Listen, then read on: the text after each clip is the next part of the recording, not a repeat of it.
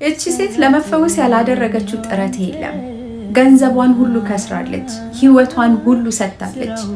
ከዚህ ደዌ ከዚህ ህመምና በሽታ ለመፈወስ ከዚህ ስቃይ ለመዳን ማለት ነው።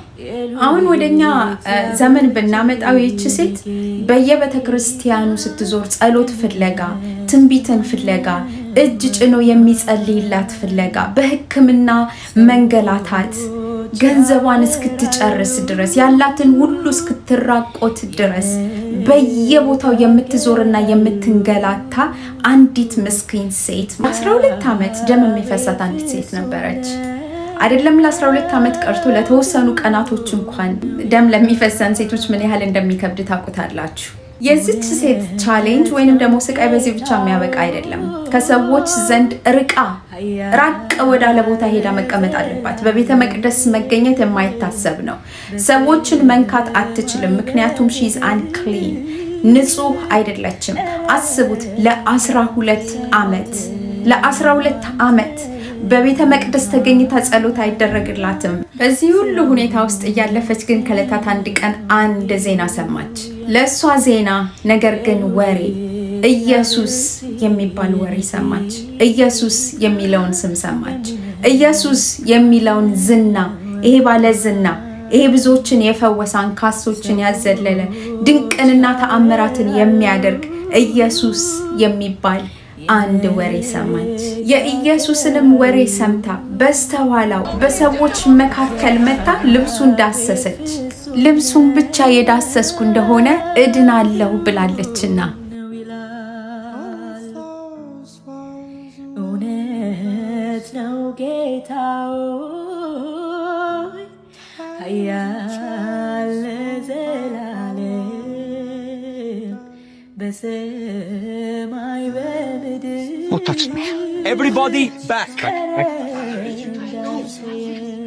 I asked the question. Who touched me? Master, the crowds are pressing in all around you like this and you're asking who touched you? They all have. Someone touched me. I felt that power went out of me. Whoever touched me,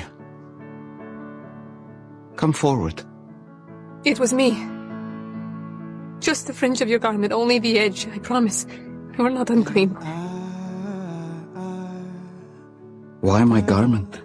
I'm sorry. I know I should have asked. But if you touched me, it would make you ritually unclean according to the law. My daughter. I'm no one's daughter anymore. ልጄ ሆይ እምነትሽ አድኖሻል፣ በሰላም ሂጂ፣ ከስቃይሽም ተፈወሺ ነበር ያላት ጌታ ኢየሱስ ክርስቶስ።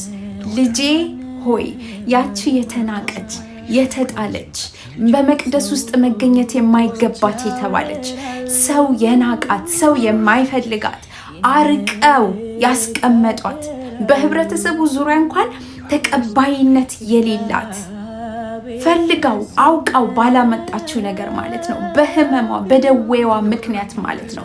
በሚፈሳት ደም ምክንያት ማለት ነው። ያቺን የተጣለችዋን ሴት ኢየሱስ ክርስቶስ ግን ልጄ ሆይ እምነትሽ አድኖሻል፣ በሰላም ሂጂ፣ ከስቃይሽም ተፈወሺ። እሷን ልክ እንደዚህ ብሎ እንዳላት ጌታ ኢየሱስ ክርስቶስ ዛሬ በእውነት በደከማችሁ በሰለቻችሁ፣ መቼ ነው የኔ ጉዳይ፣ መቼ ነው የኔ ነገር የሚያበቃው፣ መቼ ነው የኔ እረፍት፣ መቼ ነው ያላችሁ፣ ትንቢት ፍለጋ መዞር የሰለቻችሁ፣ እጅ ያስጫኑ መጸለይ የደከማችሁ፣ በፍጹም መልስ ያጣችሁለት ጉዳይ ያላችሁ፣ በየጸበል ቤት በየገዳማቱ የምትዞሩ እናንተ ተንከራታችሁ ሆናችሁ መፍትሄን ፍለጋ የምታለቅሱ፣ ሌሊት በመኝታችሁ ላይ የምታነቡ፣ አታየኝም ወይ አትመለከተኝም ወይ የምትሉ እናንተ ሁላችሁ ዛሬ በጌታ በክርስቶስ ኢየሱስ ስም በዚህ በተቀደሰው ስም በስሙ ኃይልና ጉልበት ስልጣን መልስ ይዞ ጌታ ኢየሱስ ክርስቶስ በእናንተ ቤት ይምጣ። ልጄ ሆይ እምነትሽ አድኖሻል፣ በሰላም ሂጂ፣ ከስቃይሽ ተፈወሺ ብሎ እንዳላት ይሄ ለእናንተ ይሁንላችሁ በኢየሱስ ስም።